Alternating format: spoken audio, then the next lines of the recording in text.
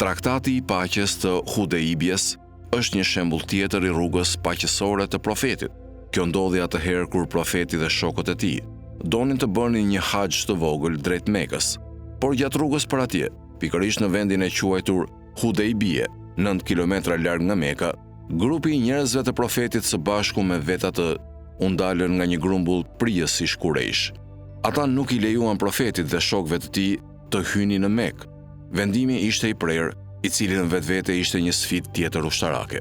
Të ecje më tutje drejt Mekës do të thoshte të pranoje një betejë të përgjithshme ndërmjet shokëve të tij dhe Kurejshëve të tërbuar.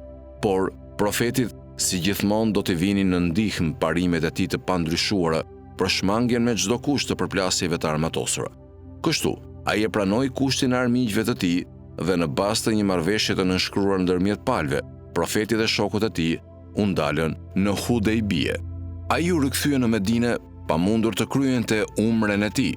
Ky akt profetik, një akt i vërtetë i tolerancës dhe durimit për hir të ruajtjes së paqes dhe të kursimit të jetëve, ka mbetur në historinë e Islamit si një vepër standarde diplomatike e profetit Muhammed, paqja dhe bekimet e Allahut qofshin mbi të, e cila ka frymëzuar dhe do të vazhdojë të frymëzojë breza të tërë burrash, e cila ka frymëzuar dhe do të vazhdojë të frymëzojë breza të tërë burra shteti për mençuri, durim, shpirtëgjerësi dhe tolerancë të pakufi.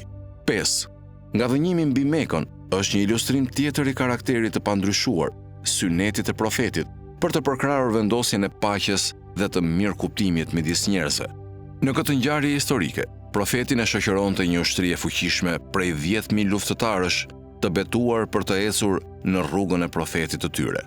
Me një fuqi të atyre përmasave, profeti as që kishte nevojë për ndonjë kompromis, për më tepër me armiqtë e tij të vjetër Kurejshët. Po të sulmonte, me siguri që fitoria do të ishte e tij, por jo, edhe në këtë rast ai do të qëndronte besnik.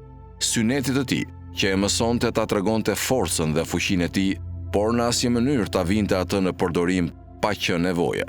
Kështu, duke e lënë ushtrinë e tij jashtë mureve të Mekës, së bashku me një grup shokësh besnik, profeti hyri në qytet qetë dhe pa bujë. Kjo hyrje e beft i shushati Kurejshasit, të cilët e gjetur në befasi, nuk patën kohë për të përgatitur ndonjë sulm të mundshëm. Në këtë mënyrë, profeti fitoi Mekën pa gjakderdhje. Në mbështetje të shembujve të mësipërm, mund të pohojmë se Islami e ka të shenjtë çështjen e paqes. Lufta është e përligjur vetëm atëherë kur paqja është e pamundur dhe kërcënimi është dukshëm.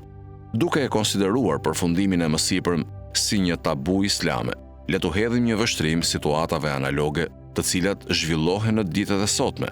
Së pari, duhet thënë se duhet pranuar se epoka jonë moderne ndryshon rrënjësisht nga shekujt e kaluar.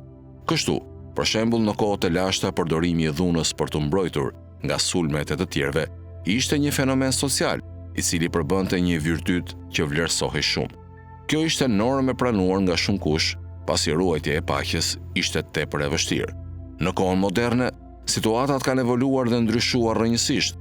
Ndërgjegjja sociale, politike dhe fetare e njerëzve priret drejt orientimit nga mundësitë që premtojnë paqe dhe harmoni ndërmjet komuniteteve shoqërore, pavarësisht nga bindjet, racat dhe fetë përkatëse.